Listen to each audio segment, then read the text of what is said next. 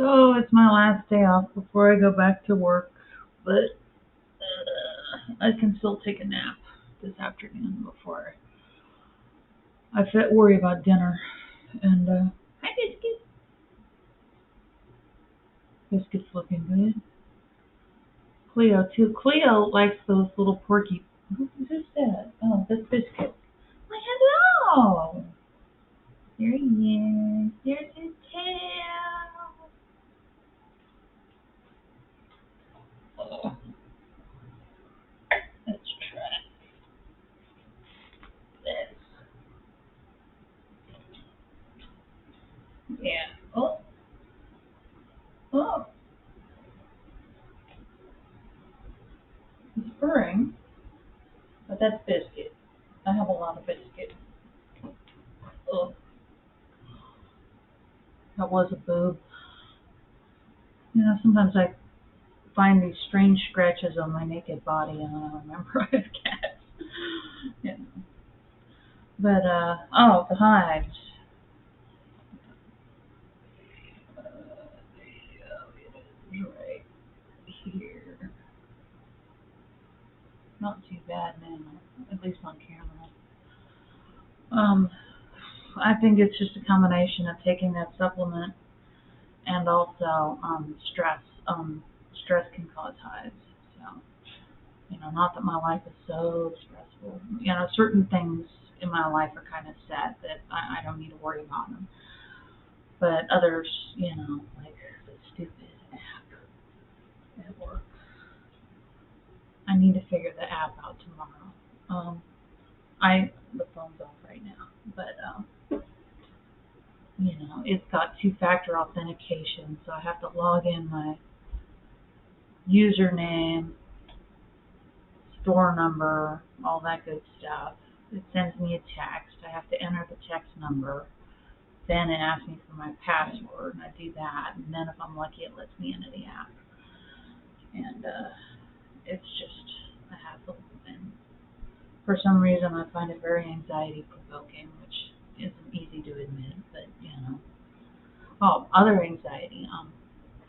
I went to the grocery store today. That was interesting because it was later in the day, about 1 o'clock, and normally I'm gone by then. I never ride the bus that late. So I had to run across the street, and I was able to do that. It was okay. Caught the bus. He asked me, oh, you must not be working today. So he's had me before, I guess. I said, no, I got the day off. I'm just going to the grocery store. And I just stood up front because it was only, a couple of stops. It's one of those things where it would take forever to walk, but on the bus it's only a couple minutes.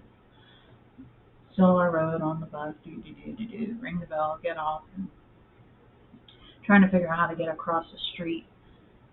There's no intersection, and it's near the intersection of two very busy streets. So you got cars turning from various directions and stuff. So I just kind of, but I'm like, I have to do this, or I have to go back to the bus stop and ride and go around and get across the street that way. And I really didn't want to do that.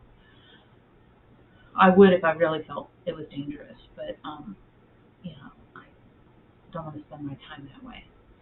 And so I managed to get across the street, so that was good. And went in there, found some good meat that was a reasonable price. What I was looking for, and I actually found it here, was some small packages of meat. Because pretty much everywhere you go, you can find a giant package of like 30 pork chops for very cheap. But I don't need 30 pork chops. I'll be lucky to eat 4 or 5. So I just need something more modest. And I don't have a big fridge, and I certainly don't have a big freezer. It used to have an ice maker, and that took up half the freezer. So I just don't have room. So I did find some stuff that I might get later, and they still have the turkey chub, the ground turkey and the frozen chub for a pound, and that was $1.50. So that's still a pretty good deal, and I can get a lot of meals out of that. Cook up some rice, cook the turkey with some taco seasoning. I have a big jar of taco seasoning. You just put a couple tablespoons in when you're fixing the meat, and it's very good. And you know, some shredded cheese, which I have. Um, so that would be good.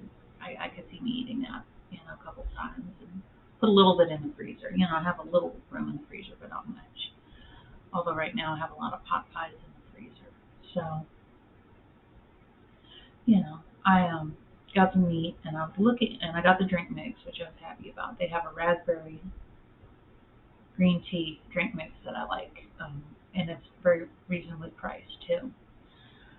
But they did not have the cream puffs. That whole bank of freezers has been taken out, and they were putting in new freezers, and there was no cream puffs. And I looked everywhere, so that was disappointing. But I went ahead and checked out. It was a nice cashier. I was the last person in her lane, so she was nice. And then I had these two guys at the bus stop. They were obviously just graduated from some sort of rehab program. They were talking about it.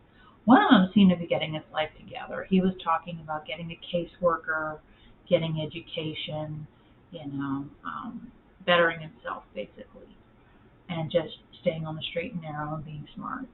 And the other one, just every word out of his mouth was a profanity. And I remember thinking there was a line in the Bible about the evildoer, and he wears cursing as his garment. And that was exactly what he was doing. He was wearing cursing as his garment. Just every other word was just an F-bomb or S-word, or just toilet language. It was just really unappealing. And I remember thinking I would never date a guy like that. It's just not. Plus, the Bible says I can only date a Christian when I'm ready, which is not for years. So, I have to be careful who I pick. And a Christian is not going to be talking like that. A practicing Christian, at least. I use some bad language, but nothing like that. And so I got on the bus. It was the same driver. We were talking a little. I whined about the cream puffs, and he's like, oh, commiserated. He was very nice. I could see me dating a bus driver years in the future. But and then I said, I'm looking forward to taking off my mask, because I was wearing my mask. And he said, don't do that. Put that mask on. I'm like, what? And I turned, and one of the cursor, the toilet mouse, had taken his mask off, so the driver was yelling at him, not me. I thought that was kind of funny that I immediately thought it was for me, and I'm like, I haven't taken it off yet, but we stopped, I got off. They stayed on the bus happily and just went away, so that was good. Because once there was a dubious character who got off when I did, and I just did not feel safe walking home. What I ended up doing was standing on the corner by the bus stop for a couple of minutes until he realized I wasn't going to walk in front of him. And then he went in front of me, and then I followed behind him, and he went off somewhere in the subdivision, and then I went home. But, I just wanted to be careful because I just had a real bad vibe about him. And I tend to trust my gut, and if my gut says somebody's going to be a problem, then they probably are. On the other hand, there are people who may appear to be a problem, but they're not. Like there's a black guy in our subdivision, wears a head rag, and he walks back and forth a lot, to the bus stop. But he's always neatly dressed. He doesn't sag his pants. It's obvious he's going to work. He's wearing some kind of work boot.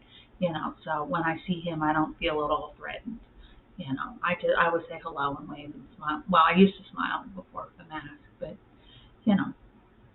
I never worried about him. So it really depends on the context of are they how are they presenting themselves. I go a lot off of that. So but so I got home okay, and I put my meat away, and I got ham in like $2 a pound for really good looking ham.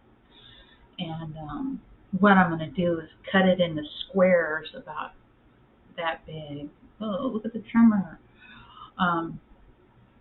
Cut it into squares and then cook that in the skillet and mix it with the sausage. The sausage is so good. I have to show you.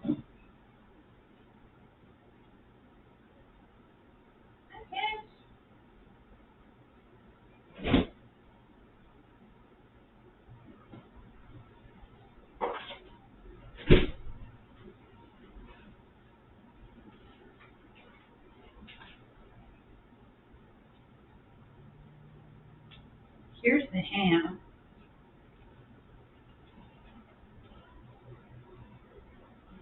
And look, it's nice and thick.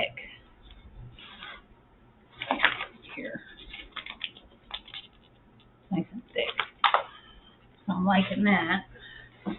And then my father-in-law told me about this. It's really good sausage.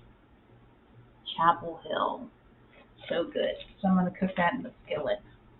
Anyways, I better stop. It's been a long vlog.